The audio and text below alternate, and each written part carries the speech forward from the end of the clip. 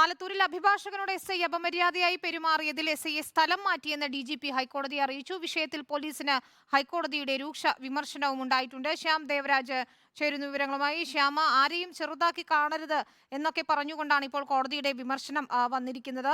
കോടതി അതൃപ്തിയും രേഖപ്പെടുത്തിയിരിക്കുന്നു. ഏത് രീതിയിൽ അന്വേഷണം നടക്കുന്നുവെന്നാണ് ഇപ്പോൾ DGP കോടതിയെ അറിയിച്ചിരിക്കുന്നത്? ഇന്ന് DGP ഓൺലൈനിൽ നേരിട്ട് ഹാജരായാണ് ഹൈക്കോടതിയിൽ വിശദീകരണം നൽകിയത്. ഈ വിശദീകരണത്തിൽ സംസ്ഥാന പോലീസ് മേധാവി പറഞ്ഞ കാര്യം, SIക്കെതിരെ ഒരു വകുപ്പ് തല നടപടി സ്വീകരിച്ചിട്ടുണ്ട്. SIയെ സ്ഥലം മാറ്റി, ആലത്തൂരിൽ നിന്നും മറ്റൊരിടത്തേക്ക് സ്ഥലം മാറ്റി. SI റിനീഷിനെതിരായ അന്വേഷണം പുരോഗമിക്കുകയാണ്. റിനീഷ് കുറ്റക്കാരനാണ് എന്ന് കണ്ടെത്തിയാൽ റിനീഷിനെതിരെ കർശനമായ നടപടിയെടുക്കും എന്ന കാര്യവുമാണ് സംസ്ഥാന പോലീസ് മേധാവി ഇന്ന് ഹൈക്കോടതിയെ അറിയിച്ചത്. ഈ ഹർജിയിൽ നേരത്തെ അഭിഭാഷകൻ നൽകിയ ഹർജിയിൽ സംസ്ഥാന പോലീസ് മേധാവിയോട് ഇന്ന് ഉച്ചയ്ക്ക് 1:45 ഓൺലൈനിൽ ഹാജരാകണമെന്ന നിർദ്ദേശം ഹൈക്കോടതി നൽകിയിരുന്നു. മാത്രമല്ല, ഇതിൽ ഹൈക്കോടതി ജസ്റ്റിസ് ദേവൻ രാമചന്ദ്രൻ അധ്യക്ഷനായ ബെഞ്ചാണ് ഇന്ന് ഈ ഹർജി പരിഗണിച്ചത്.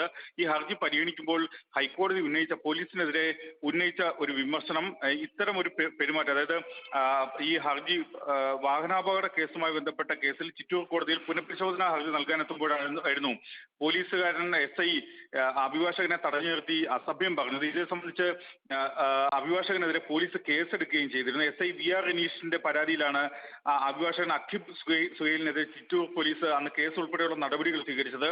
ഇത്തരം പോലീസിന്റെ നടപടികൾ, പെരുമാറ്റം ഒരു കാരണവശാലും അനുവദിക്കില്ല എന്ന കാര്യം ഹൈക്കോടതി വ്യക്തമാക്കി. മാത്രമല്ല, അഭിഭാഷകൻ എന്ന നിലയിലുള്ള പരിഗണന അഖിബിന് നൽകിയിട്ടുമില്ല. ഒപ്പം ആരെയും ചെറുതായി കാണരുത് എന്നും ഹൈക്കോടതി പോലീസിനോട് പറഞ്ഞിട്ടുണ്ട്.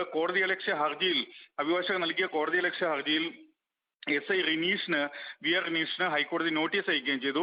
ഫെബ്രുവരി 2 ഈ ഹർജി പരിഗണിക്കാൻ വേണ്ടി മാറ്റി. ശരി, ശ്യാം ദേവരാജാണ് വിവരങ്ങൾ നൽകുന്നത്.